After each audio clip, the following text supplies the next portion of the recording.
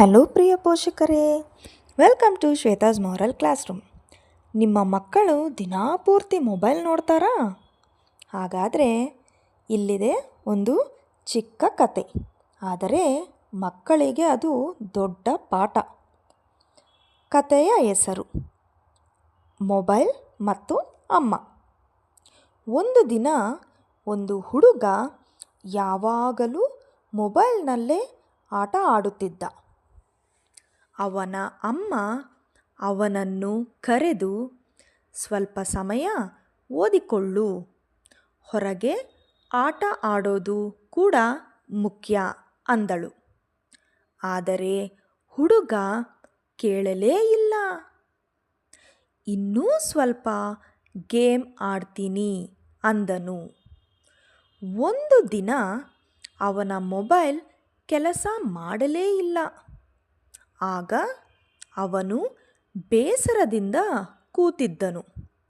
ಅಮ್ಮ ನಗುತ್ತಾ ಹೇಳಿದಳು, ಈಗ ಏನು ಮಾಡ್ತೀಯಾ? ಆಗ ಅವನು ಹೊರಗೆ ಹೋಗಿ ಸ್ನೇಹಿತರ ಜೊತೆ ಆಟ ಆಡಿದನು.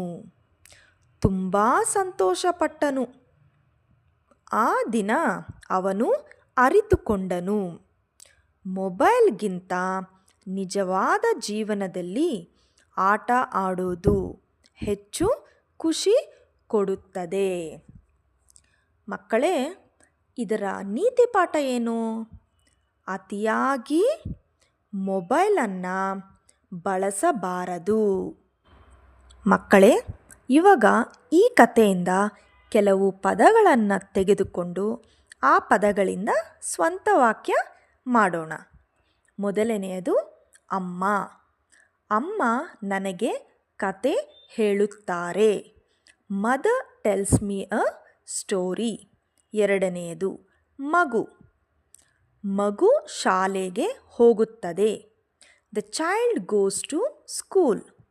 ಮೂರನೆಯದು ಮೊಬೈಲ್. ನಾನು ಮೊಬೈಲ್ ಹೆಚ್ಚು ಬಳಸೋದಿಲ್ಲ. I don't use mobile much.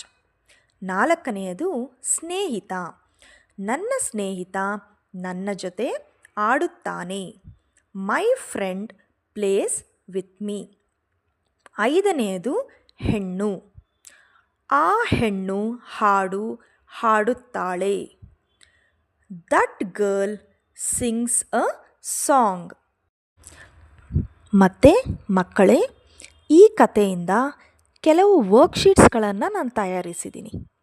ಅದನ್ನು ನೀವು ದಿನನಿತ್ಯ ಪ್ರಾಕ್ಟೀಸ್ ಮಾಡ್ಬೋದು.